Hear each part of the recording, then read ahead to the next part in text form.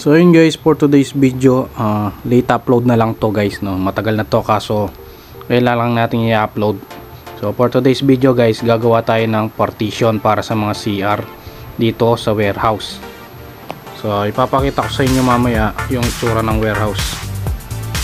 So nakagawa sila na CR dito, tapos talagyan na lang natin ng mga kanya-kanyang partition. So mga male urinal. So ayun guys, unahin natin yung female CR. So ayan guys, ito yung mga lalagyan natin ng partition. So lalagyan natin ng cubicle yan. So yung height nya siguro nasa 6 feet or 5 feet. Ito pa guys. So susukat tayo dito mga 120 or 130. Yung spacing nila pwede na siguro yan, maluwag na yan guys. Tapos magmula dito hanggang sa taas mga 4 feet. So yung taas naman niya ay nasa 5 feet. Tapos maglalagay din tayo dito ng maliliit, yan, para sa mga pintuan. Gagamitin din natin dyan ay bracket. So makakabili ka sa Mr. DIY ng maliit na angle bar. Tapos dito naman sa male CR, so ayan guys, pasukan natin. Lalagyan din natin ng partition yung male urinal. Yan, siguro yung lapad nya na 16 inches, tapos yung height mga 40 or depende na lang guys, mamaya papakita natin kung anong size. So lalagyan din natin ng partition tong toilet. So dito yung pintuan. Yan. So tara na guys, ipakita na natin kung paano natin gagawin.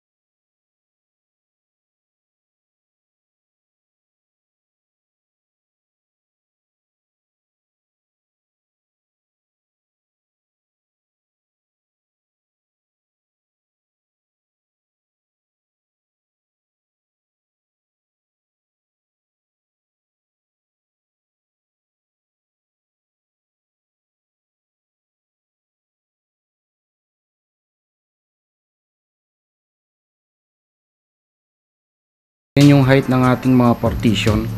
So para sa mga urinal, so yan din yung kanyang division. So dito yung kanyang partition para sa toilet. Yan guys, mula dito hanggang doon. So magkakaroon siya ng pintuan. Yan.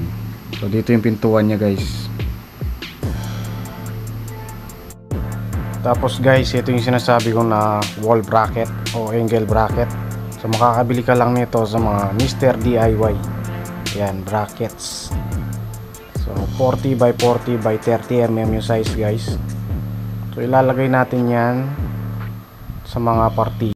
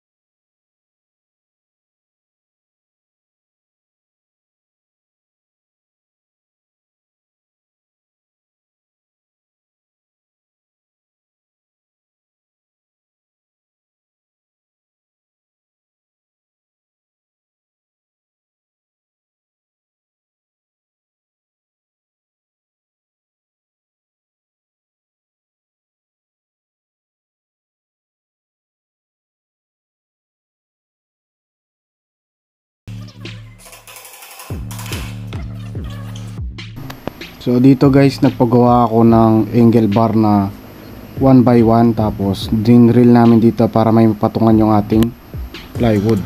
So meron din nabibiling na stand nito, kaso hindi kami makahanap kung saan makabili. So alam ko sa Wilcon, kaso medyo may pricey. Yan, gumamit kami ng Dynabolt na 3, and di ko alam yung size guys. So basta yung haba nya 2 inches yung haba. Yan, ganyan din sa taas para may bitbitan siya.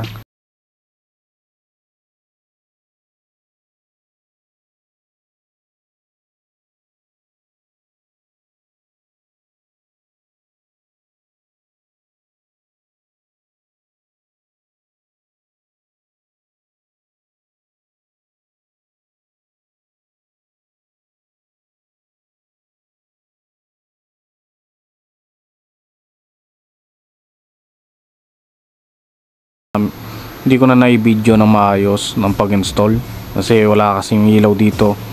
So gumamit lang kami ng emergency light. Yan yung nilagay natin na lock. So makakabili ka rin yan sa Mr. DIY na barrel bolt.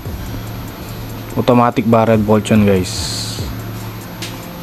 So ibibideo ko na lang pag natapos na yung ating partition para makita nyo yung finished product natin. Yan yung ating angle bar na naka-Dynabolt din dyan para sa ating partition. So ida-Dynabolt din natin sa tiles, sa flooring.